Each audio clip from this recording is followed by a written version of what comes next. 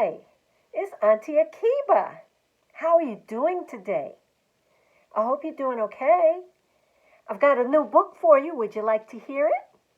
This book is called Meet Babs and Her Beautifully Different Friend. It is written and illustrated by Dr. Beth-Sarah Wright. And Dr. Beth-Sarah Wright happens to be a friend of mine. I met her when she taught at Spelman College.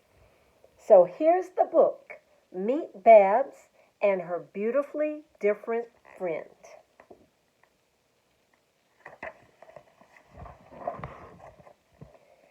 Babs loved to teach.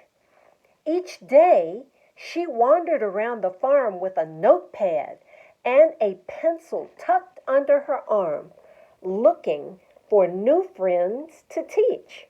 She taught the clouds in the sky, the ants in the grass, and even the butterflies when they rested on a leaf.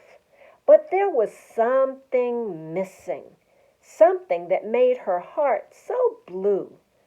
They didn't seem to notice her, and she didn't know what to do.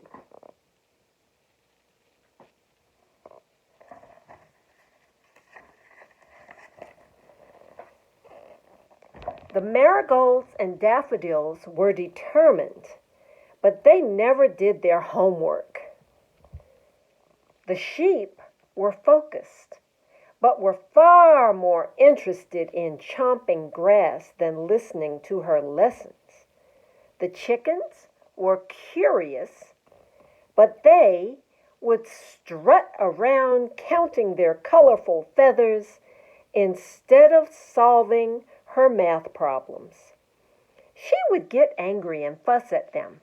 "Not good, not good," she would shout. No matter what she did, they didn't play with her. And worst of all, they did not become her friends. She wanted a best friend just like her who loved to teach and play with her too. So there's Babs trying to teach all those animals, but they just didn't do what she needed.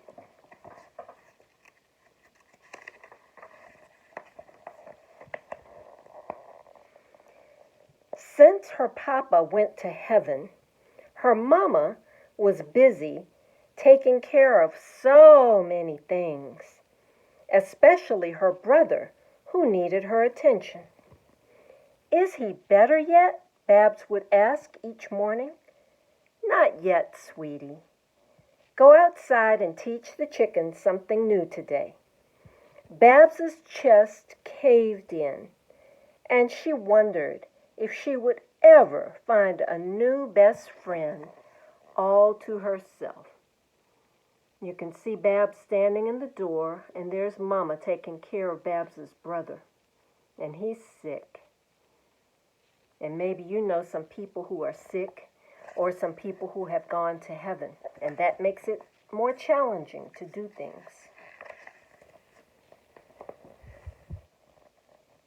Then, one day, her mama surprised her. "Babs, tomorrow a new friend is coming to the farm to play with you."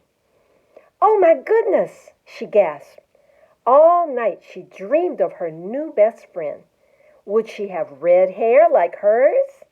Would she help teach the chickens and sheep and marigolds and daffodils? Would she dance with the butterflies and chase the ants and watch the mangoes turn bright yellow? The next morning, Babs bolted outside as the sun rose in the sky. She was careful not to wake her brother. She splashed her face with the droplets of dew in the broad cocoa tree leaves. She dressed in her favorite blue dress and waited with great anticipation. Down the lane, she saw someone approaching, and her heart pounded with glee. There's Babs, ready and waiting, looking for her new friend.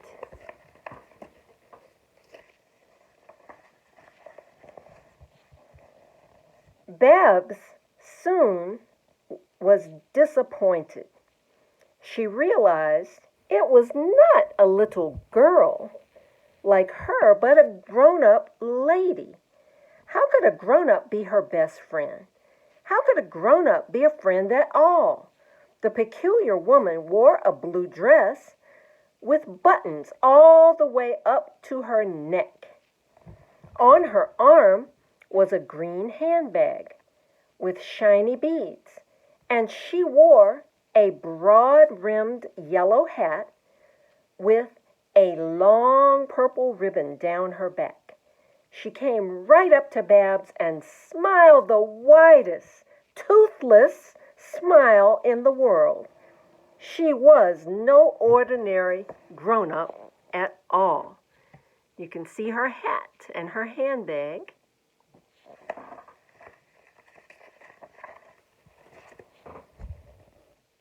Pretty gal? She asked, pointing at Babs's face. Babs thought to herself, she talks funny. She's old, and she has no teeth. Why is she so different? Why did Mama bring her here? Pretty gal? She asked again.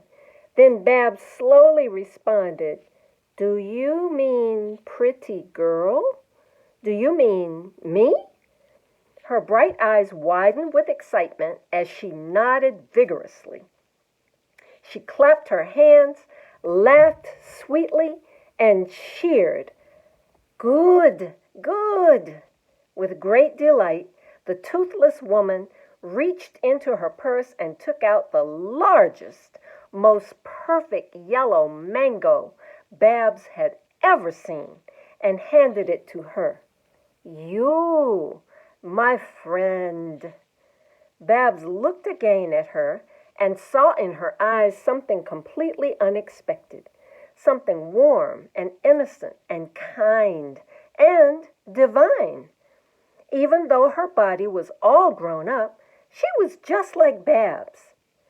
Inside, a little girl looking for a friend. Babs slowly took the unexpected visitor's hand in hers, and that was the beginning of a beautifully different friendship.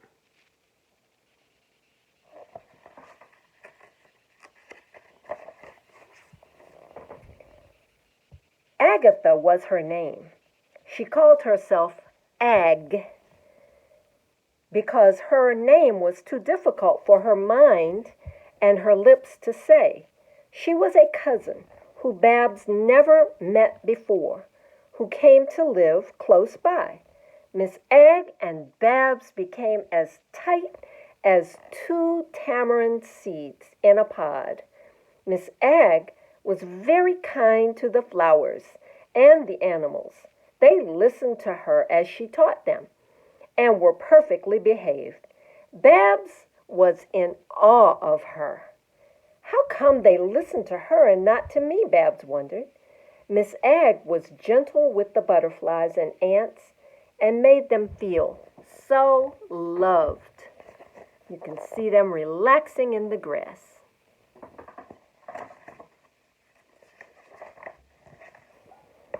Miss Ag used to love to teach too. She created her own language and didn't know how to read Babs's favorite books. Babs would read her books to Miss Ag, and she taught Babs and her brother her very own special words. They guessed their meaning by watching her closely. Belly owl, hungry, soti, thank you. Miss Ag brought light and warmth to the farm. Everyone felt illuminated in her presence.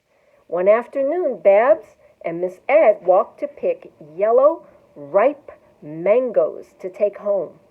Hand in hand, they skipped. Midway down the lane, two children came out from the bushes and stopped Babs and Miss Ag in their tracks. Babs's mama had warned her that not everyone would understand or accept Miss Ag. How could anyone not love Miss Ag, she pondered. She is a breath of sweet air. They're going down the path.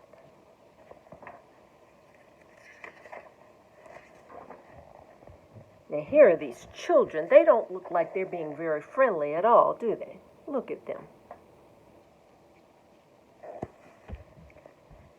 The children looked at Miss Agg's toothless grin and began to laugh and jeer at her. They mocked the way she spoke, and without an ounce of kindness or gentleness, they spat out a very, very mean word at her, a word that Babs's mama had warned her people might say about Miss Agg, and Babs's blood began to boil, and she was about to have an outburst, just like she did with her disobedient marigolds and daffodils. But Babs remembered how kind and gentle Miss Agg treated others. Miss Agg saw the good in everyone, even the stubborn flowers and unfocused sheep and preening chickens. That's called being a good influence, isn't it? When someone reminds you of the right way that you should behave toward others. Babs unclenched her fists and took a very deep breath of courage and bravery. Please don't say that word, Babs pleaded. Look at her again. I'd like you to meet my new friend, Miss Agg. And I have a secret.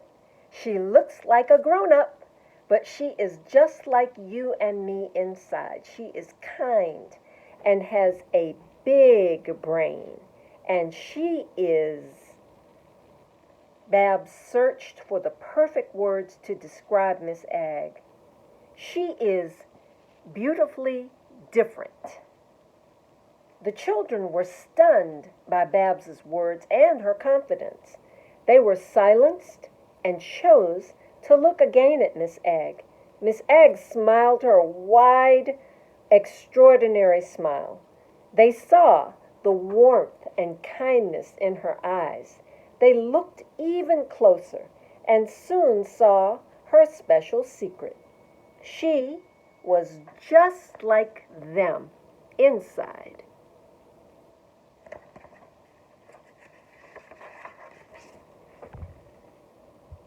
Belly owl? She asked softly. Babs taught the children. That means, are you hungry? That's a Miss Agg saying. Isn't she brilliant? They loved the funny words that plopped out of her mouth and even tried to say them. Belly owl? They asked again. They nodded softly. Miss Agg, being the tallest of them, reached the ripest yellow mangoes in the tree and handed them to the children. Look at them eating those beautiful, bright yellow mangoes. Have you ever had a mango? Isn't it delicious? They looked again at Miss Agg with new eyes. Thank you, Miss Agg, they said, and Miss Agg squealed with happiness. Salty, Salty, you, my friends. They began to eat and enjoy their sweet yellow mangoes. Miss Agg clapped her hands, laughed sweetly, and cheered. Good, good. Babs's heart was swollen with joy. She had, finally, without a doubt, found her very best, beautifully different friend. Soti, Soti, she whispered to herself. Soti, Soti. Do you remember what that means? It means thank you, thank you. And that is Meet Babs and Her Beautifully Different Friend by Beth-Sarah Wright, Ph.D. I hope you enjoyed it.